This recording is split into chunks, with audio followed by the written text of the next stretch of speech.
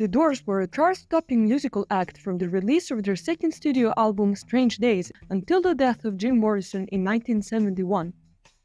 Even if the Beatles, who had broken up by the time of Morrison's death, didn't know the members of the group personally, they were well aware of their competition on the pop charts and would have at least heard of the Doors and their music.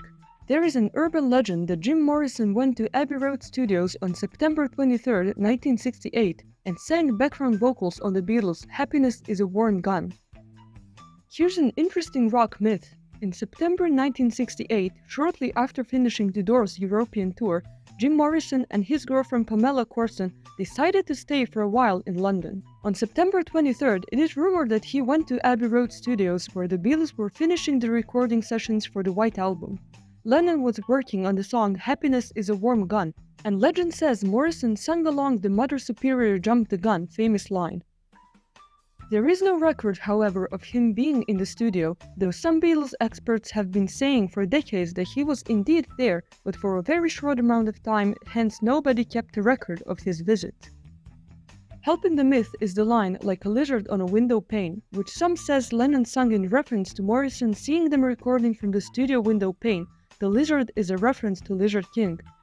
It's just a myth, but it's very interesting.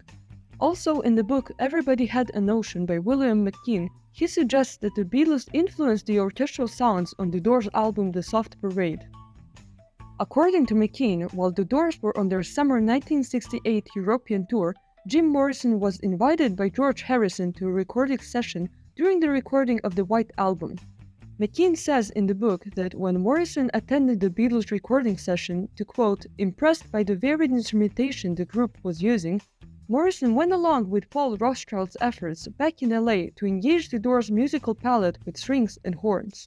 But according to the Stephen Davis book, Jim Morrison, Life, Death, Legend, Jim Morrison does not appear on the seemingly meticulous studio production logs. The only time in the 1960s that a member of the Beatles had been verified as having met an actual member of the Doors was when George Harrison met the Doors in Los Angeles in late 1968.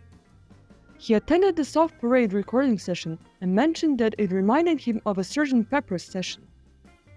In the liner notes to Strange Days expanded version, Bruce Butnick, Doors producer and engineer, says that the Turtles loaned him an acetate reference disc of Sgt. Pepper months before it was released.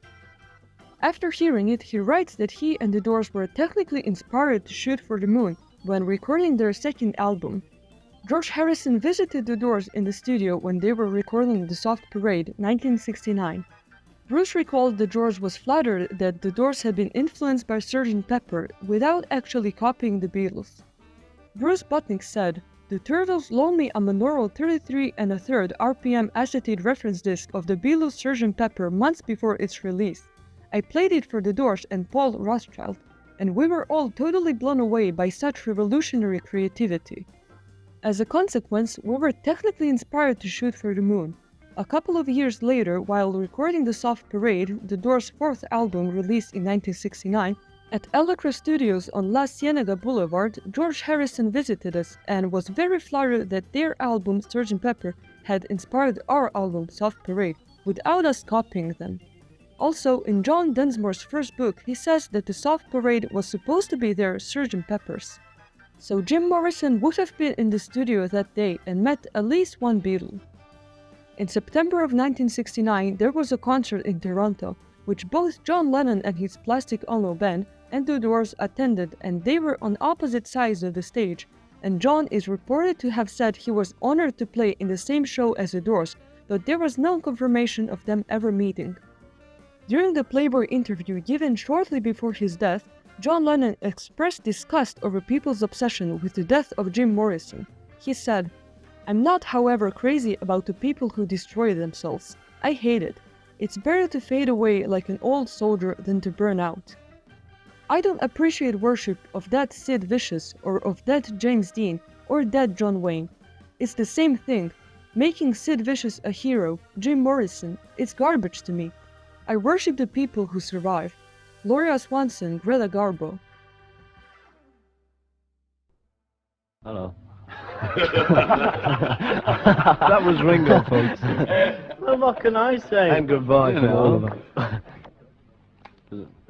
Well, this is Ringo. Everyone seems to have said everything here, so I'll just sign off by saying cheerio and best of luck from the Beatles.